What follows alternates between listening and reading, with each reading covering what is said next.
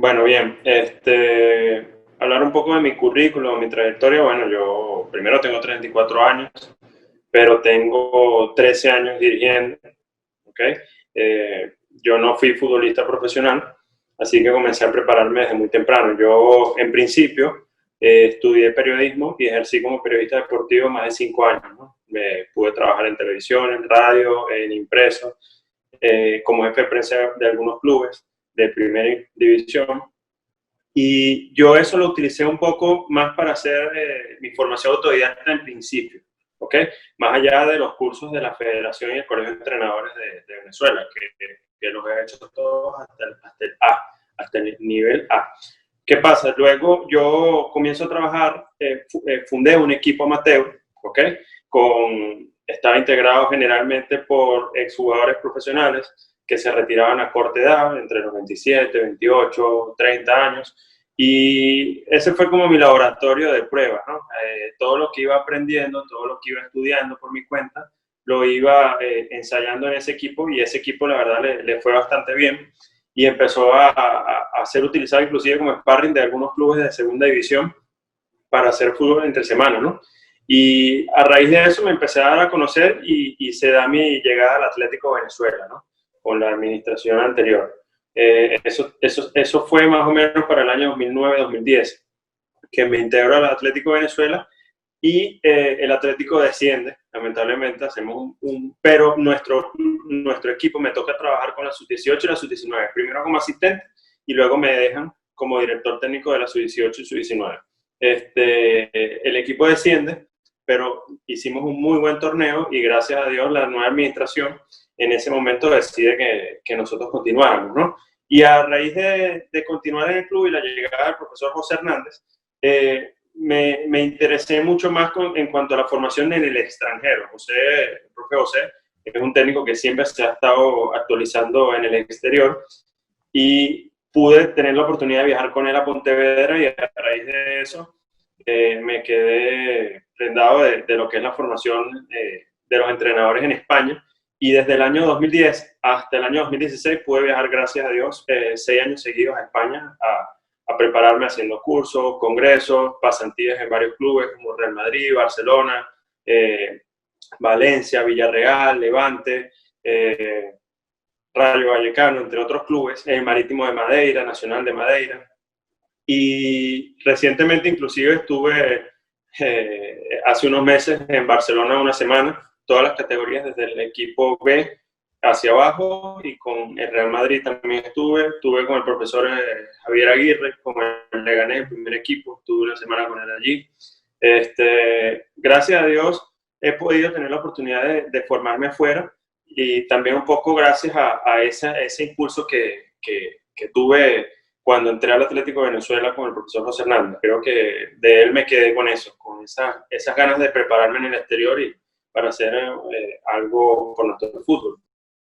Y nuestro objetivo principal en este momento es volver a la actividad, ¿no? En este año, para seguir consolidando. En este caso, yo estoy en este momento trabajando en Dinamo Puerto. Es un nuevo proyecto que ya tiene 2 años de fundado. Actualmente estamos en la segunda división de nuestro fútbol venezolano, pero nuestro objetivo es consolidar el proyecto, ¿no? Habíamos hecho una muy buena captación de talento dentro del estado, dentro del oriente del país, y contamos con una buena estructura de entrenadores, una buena estructura como club, y necesitamos consolidarlo porque hemos tenido un crecimiento, pero este era es el año de nuestra consolidación, más allá de la situación actual. Entonces, nuestro objetivo es principalmente consolidar ese proyecto, pero antes de eso retornar a la actividad y adaptarnos a la nueva normalidad. Mi sueño como profesional, creo que como todo venezolano, es dirigir la selección, todo entrenador venezolano dirigir la selección de Venezuela de mayor, ¿no? Me tocó representar a mi país con la selección de Venezuela sub-15, y creo que no hay un orgullo más grande que tener la camisa vino tinto encima, más allá de que sea como jugador, como directivo o como entrenador, siempre representar a tu país es un orgullo, ¿no? Más allá de eso, también me trabajo para dirigir en el exterior en un mediano plazo. Para ello también debo consolidarme dentro de nuestro país, y tengo dentro de mis metas dirigir en el exterior y dirigir la selección de Venezuela. Bueno, en cuanto a equipos, yo creo que más que hablar de equipos, me gustaría más hablar de países, ¿no? Yo creo que el fútbol colombiano es un fútbol que a mí me atrae muchísimo porque tiene mucha tradición, estadios impresionantes, con aficiones con mucha que te llenan los estadios constantemente, el jugador colombiano es un jugador talentoso, que es muy bien visto en el exterior. Creo que el fútbol colombiano sería un muy buen primer paso, ¿no? Sería un orgullo poder estar allí. El hecho de que Francesco Estífano en este momento esté en el fútbol colombiano, para nosotros es una luz al final del túnel, ¿no? Porque es un orgullo que un técnico que se ha formado muy bien y que viene desde las categorías menores con una trayectoria que bueno, en este caso particular, yo he seguido de bastante cerca. Para nosotros es un orgullo y es un ejemplo que quisiéramos seguir, ¿no? El fútbol chileno también es un fútbol muy atractivo, evidentemente el fútbol argentino, el fútbol boliviano, que por ahí el profesor César Farías nos está poniendo nuestro nombre muy alto dentro de ese fútbol. Yo creo que el fútbol latinoamericano, cualquier país en el que nosotros podamos mostrar lo que tenemos, ¿no? Porque nuestro entrenador venezolano es muy bueno y es muy capacitado y eso lo va a demostrar, se va a seguir demostrando con el paso de los años, ¿no? Ahí está el caso de Sabarese, recientemente dejando nuestro tricolor en alto en la MLS, el caso de Francesco, ya lo ha hecho Richard, ya lo ha hecho César, y pronto habrá más, porque hay muy buenos entrenadores venezolanos, así que cualquier país en Latinoamérica para nosotros sería un orgullo. Y evidentemente, a un largo plazo, dar el paso o dar el salto al fútbol europeo sería evidentemente un sueño para nosotros. Bueno, para mí el fútbol lo es todo, ¿no? O sea, yo soy una persona 100% futbolera. Inclusive con mi familia, con mi pareja, todas las analogías tienen que ver con el fútbol. Yo me despierto con el fútbol y me acuesto con el fútbol. Para mí esto no es un trabajo, para mí esto no es una obligación. Le entrego las 24 horas del día porque inclusive durmiendo estoy pensando o estoy soñando con el fútbol y para mí es un sueño también y es una gran alegría poder dedicarme a esto de forma profesional, ¿no? Creo que siempre ha sido mi norte desde pequeño. Como te dije en mis inicios, cuando fui al periodismo deportivo dedicado exclusivamente al fútbol. En mis tiempos libres trabajaba o le dedicaba el 100% a un equipo amateur y a mi formación. O sea, es algo que realmente me apasiona, que me llena y que no concibo mi vida sin él, pues.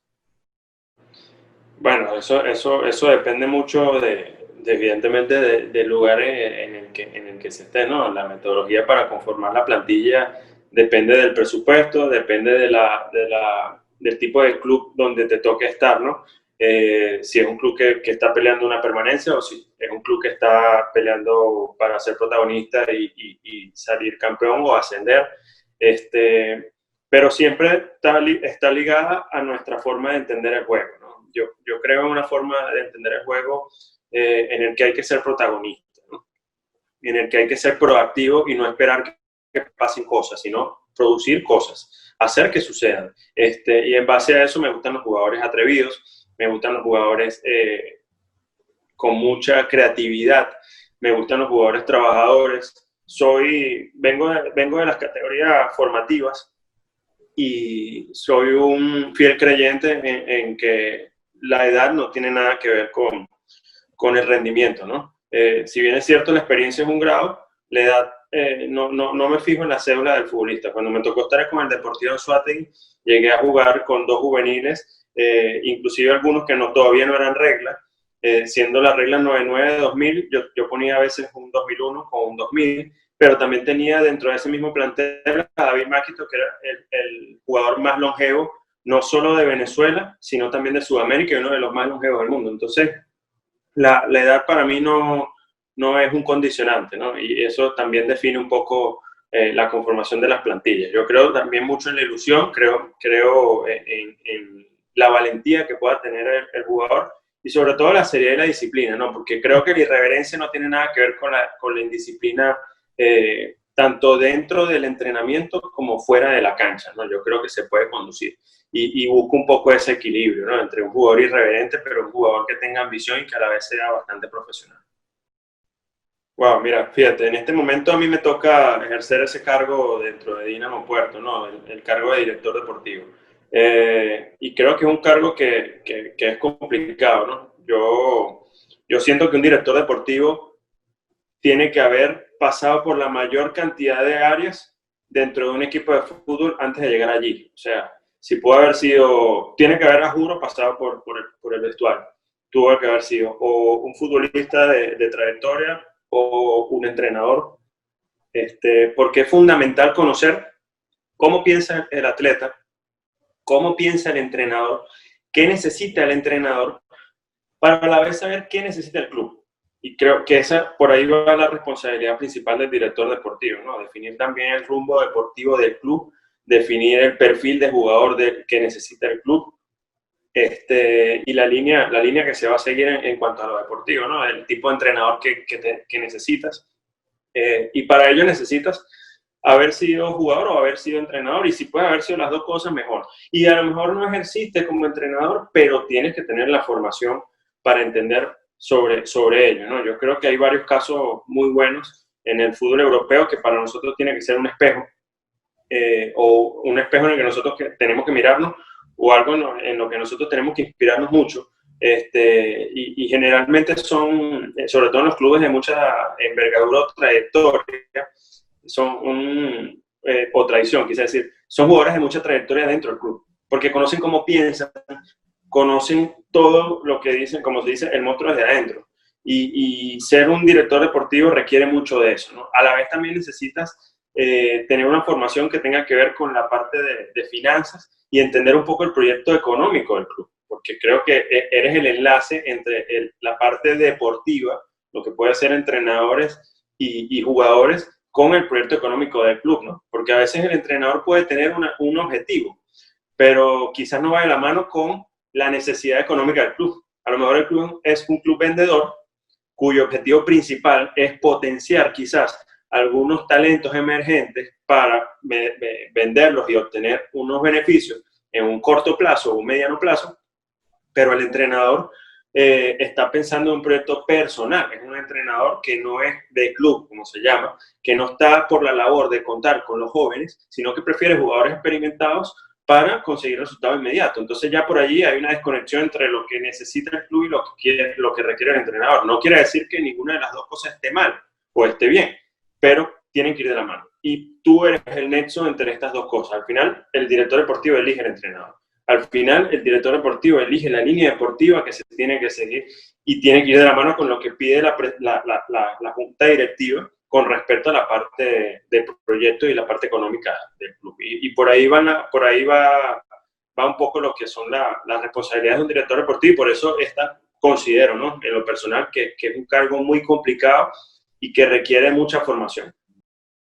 Yo creo que las dos cosas son fundamentales y necesarias, ¿no? Yo creo que si tú fuiste un gran jugador o un jugador de mucha trayectoria que tiene mucho conocimiento y sobre lo que es un vestuario, un camerino, que conoce los directivos, que conoce el club, pero no tienes la formación para quizás plasmar un poco esa experiencia, es difícil que tengas éxito en este cargo, ¿no?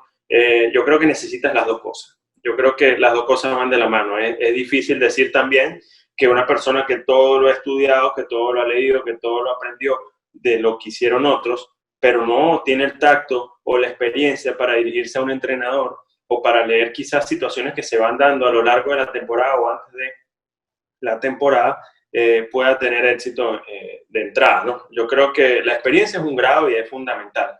La experiencia la puedes haber adquirido, como te dije, bien siendo jugador o bien siendo entrenador, pero también los conocimientos son fundamentales para encauzar toda esa experiencia y todo ese conocimiento empírico que pueda tener el propio exjugador o el propio entrenador que se dedica ahora a esto. Yo creo que hoy en día es difícil decir que solo necesitas esto. Yo creo que hay un buen ejemplo ahorita en nuestro fútbol, que es el caso y me voy a permitir nombrarlo, de Miguel Meavitalico del Caracas. Miguel fue un gran jugador, es un jugador histórico del club,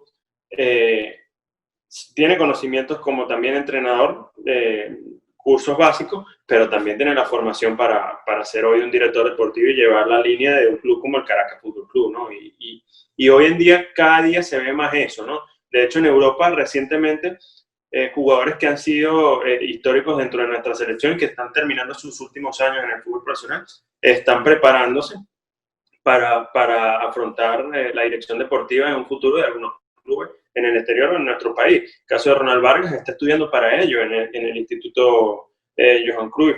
El caso de Luis Manuel Seijas también. O sea, que tienen la experiencia, tienen el recorrido, pero reconocen que necesitan la formación. Y en base a ello, como te decía hace algunos minutos, nuestro fútbol está creciendo, va a seguir creciendo y necesita de esos ejemplos, ¿no?